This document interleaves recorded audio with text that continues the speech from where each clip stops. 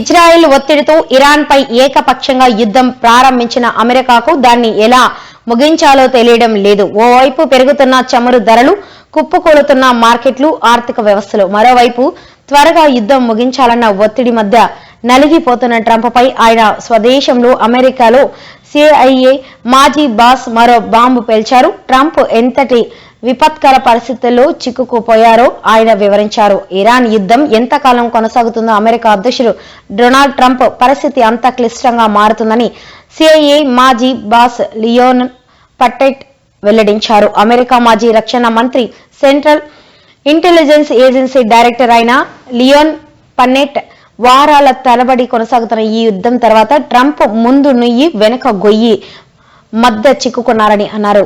The Guardian తో మాట్లాడుతూ మధ్య ప్రాచుర్యం సంక్షోభానికి ఆయనే కారణమని అన్నారు.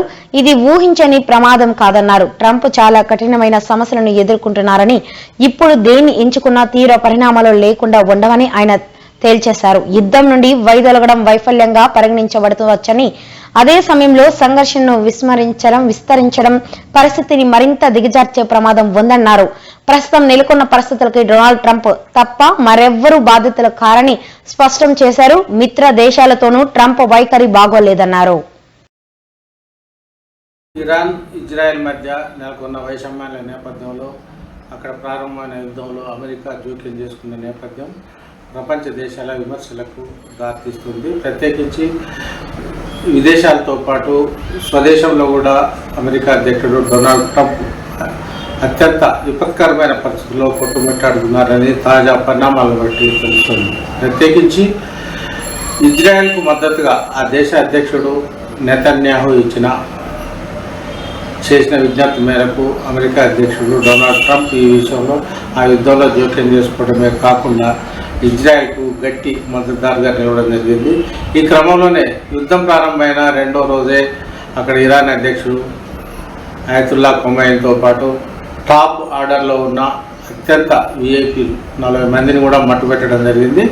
ముఖ్యంగా అప్పట్లో యుద్ధం ప్రారంభమైన 2 నెలల క్రితమే అయతుల్లా ఖొమైనీ జాతీయ భద్రతా సలహా కమిటీ సమావేశంలో నిమగ్నమైన పరిస్థితులను బేరీజు వేసుకొని అత్యంత నిఘా వర్గాల నుంచి కూడా అందిన సమాచారం మేరకు ఇజ్రాయెల్ అధ్యక్షుడు నెతన్యాహు, అమెరికా అధ్యక్షుడు అయిన సిఐఏ చెందిన మాజీ అధిపతి కూడా దీనిపై విమర్శలు గుప్పించారు. యుద్ధం ఎన్ని రోజులు ఎక్కువగా జరిగితే అంతగా డొనాల్డ్ ట్రంప్కు అమెరికాలో పెద్ద ఎత్తున మైనస్ అవుతుందని, ఆయన రాజకీయ భవిష్యత్తు కూడా ప్రమాదంలో పడుతుందనే సంకేతాలను కూడా సిఐఏ మాజీ అధిపతి కూడా అయిన లియోన్ పనెట్టా వెల్లడించడం ఇప్పుడు ప్రాధాన్యతగా మారింది. ఉక్కిరిబిక్కిరవుతున్న అమెరికాతో పాటు ఇజ్రాయెల్ మాత్రం ఇప్పటికి కూడా ప్రతికారేస్తూ ఇరాన్పై రగిలిపోతున్నప్పటికీ అక్కడ అయతుల్లా ఖొమైనీ ముఖ్యంగా జాతీయ ప్రముఖులంతా చనిపోవడంతో కొంచెం మెత్తబడ్డట్టుగా తాజా పరిణామాలు తెలుస్తున్నప్పటికీ, మరోవైపు డొనాల్డ్ ట్రంప్కు ఇంటి పోరు ఎక్కువ కావడంతో ఈ యుద్ధానికి ఏ విధంగా ముగింపు పలకాలనే విషయంలో ఇప్పటికి కూడా అంతర్జాతీయ స్థాయిలో తర్జన భర్జన పడడం జరుగుతుంది.